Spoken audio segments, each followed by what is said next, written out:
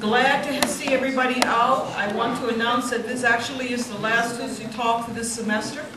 It's been great having you guys come, and we hope that you've enjoyed it.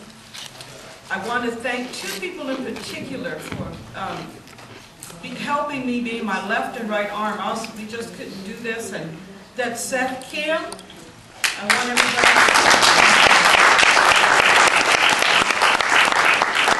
and Dennis Smith. Wonderful to work with. They just really take care of everything, and also Sobathana Socom. I don't think she's here today, but she also fills in too to help when we need that. And it's just such a pleasure to be able to serve you, and we will continue this in the fall semester. And thanks to Sandra as well.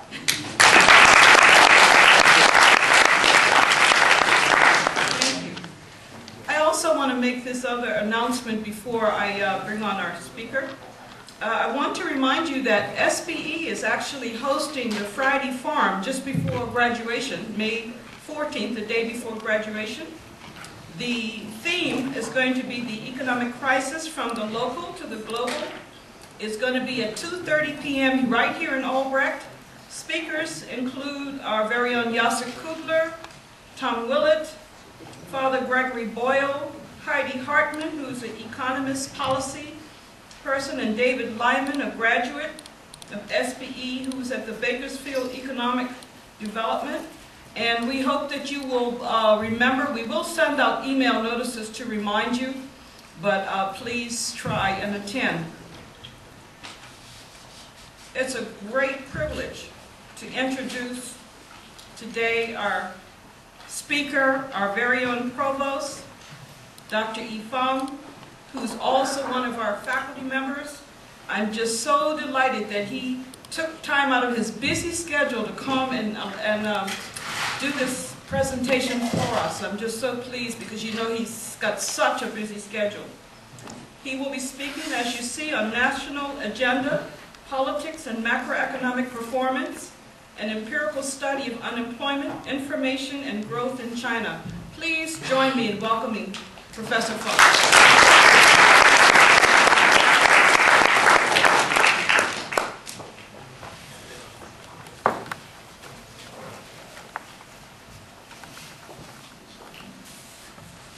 Well, it's awkward to find myself, the only person wearing a tie. And I have to say that I just came back from a meeting in downtown Los Angeles. No time to chill. You may take your tie off till after the talk if you would like. Okay, I'll do that later. I received a comment from my colleague. Welcome back to academia. And my response was, I never left. But it's an ambivalent feeling. It's nice to be back. But on the other hand, I have to say, administrative work is important on the campus. But that entails a certain degree of sacrifice on research. And because of that, I really appreciate the invitation by Sandra to be here to share with you on some of my recent work in research, which I try to keep alive. It's very important for anyone on the campus, in administration or in academia, teaching in the classroom or working in the field office, to be really close to students, teaching, learning, and scholarship. 2 years ago, there was a renowned visiting scholar on the campus. His name was James Feng, invited by Wendy. Is Wendy here? Oh, you remember James Feng, a leading expert on intelligence. And he came here, he gave a lecture and spent a lot of time with our transdisciplinary program and the students.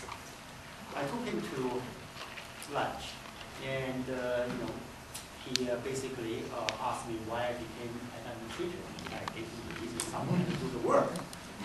Then I kind of joked with him. I said, "What's the saying? once one becomes an administrator, his or her IQ would drop 20% by default automatically. And then he took that very, very seriously. And it's true. Then he gave me actually what was essentially ingredient for a research paper. Why administrators' IQ dropped 20% by default. And that's a hypothesis that can be tested. For him, it's because of intellectual interaction among colleagues between the faculty member and the students. And to some certain degree, there's a truth. So for all those years, I try to find time to serve on disciplinary committees, try to interact with my colleagues on intellectual issues. So today's presentation was based on a paper which will be forthcoming in a peer-reviewed journal under the title Journal of Chinese Economics and Foreign Trade Study.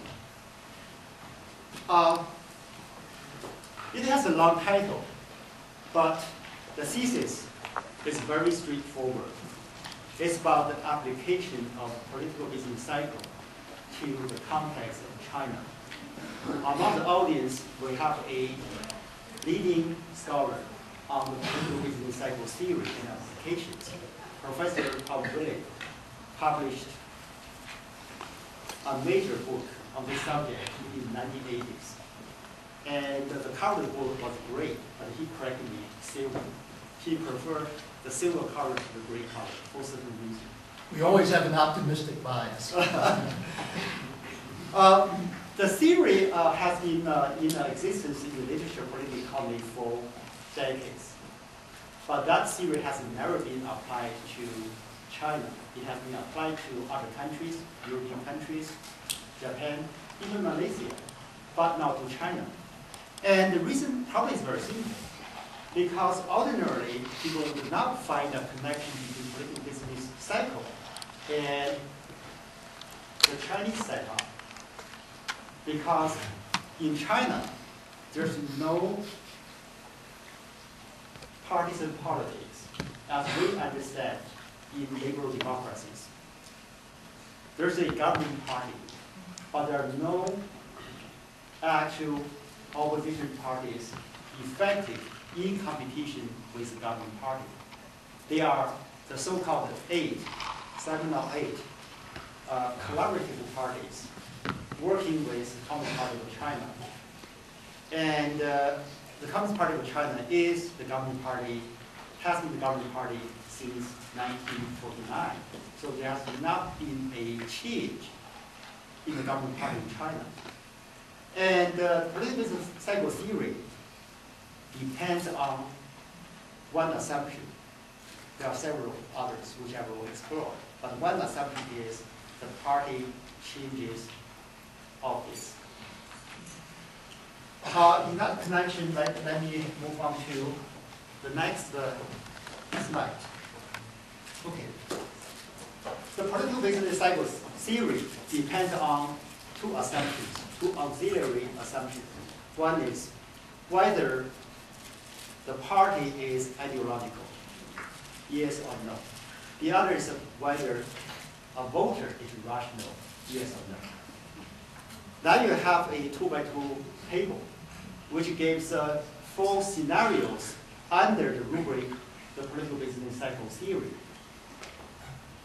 In the lower right cell, we have the classic political business cycle theory, which assumes that the governing party is not ideological, and the voter is not rational.